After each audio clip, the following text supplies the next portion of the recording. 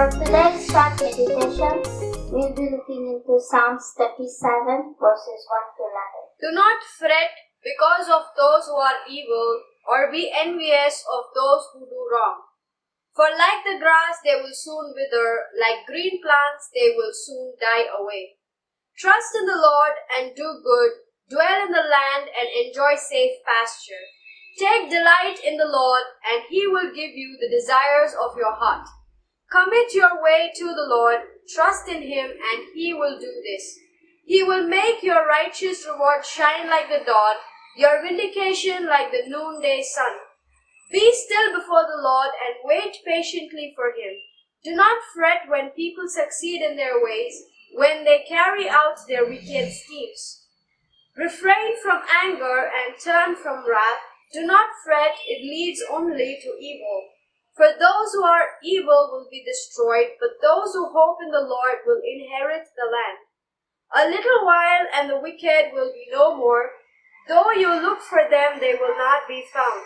But the meek will inherit the land and enjoy peace and prosperity. Here the scripture encourages us to rest in the Lord. And this reliance is to be accompanied by right thoughts and right actions. And regardless of whatever the circumstances or the situations may be, but we must believe that in time He will honor us for following His pattern for living. And there is a coach in football team, in one of the team in UCLA. That coach is John Wooden. He used to coach the UCLA team. He has written a book called They Call Me Coach. In that book he says that in the game, whatever the game is, he always had only one philosophy, that the patience will win out. By that what he means, no matter whatever the opposite team is playing, he teaches his team to be patiently in following their strategy of plan. When they are playing the match, they have a strategy of plan. He coaches them to play very patiently, to stick to his strategy. When they are being overcome with their emotions and if they are being distracted, they will be following the opposite team's strategy. So his philosophy is to be patient in that circumstances of a tough match, to be patient in following their strategy. But when they stick to their strategy and their plan, whether they lose or not, they will not lose within themselves. They will not beat themselves. That's what he says.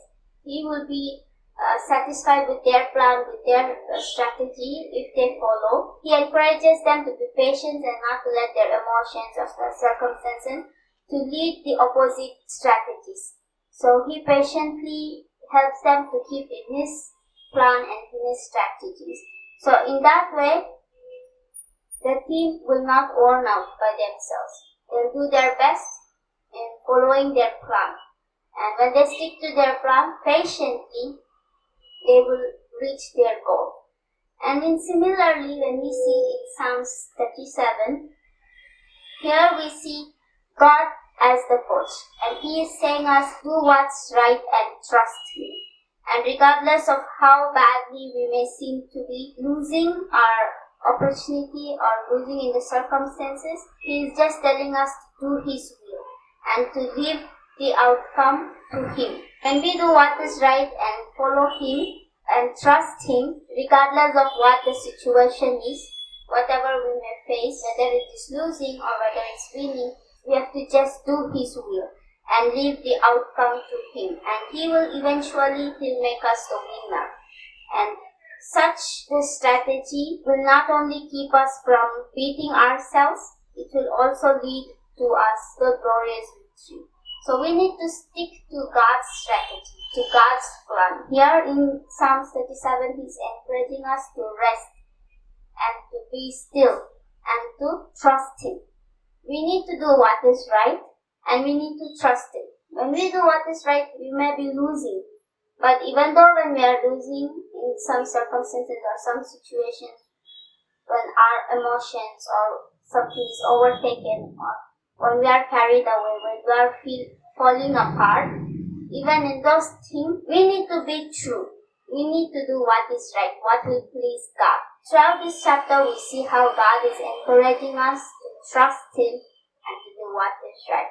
And we no need to be overtaken by our emotions or our feelings and get into the wrong direction and fall apart, but rather we need to do what is right and be still in trusting Him. And when we do that, eventually God will lift us up and God will do what He will do. He will make sure that we don't hit the ground. So no matter what we go through, let us try to focus on Him and patiently trust Him, and patiently wait for Him. Not to hurry-burriedly go and hit the ground, but rather let's try to have this patience and try to rest and trust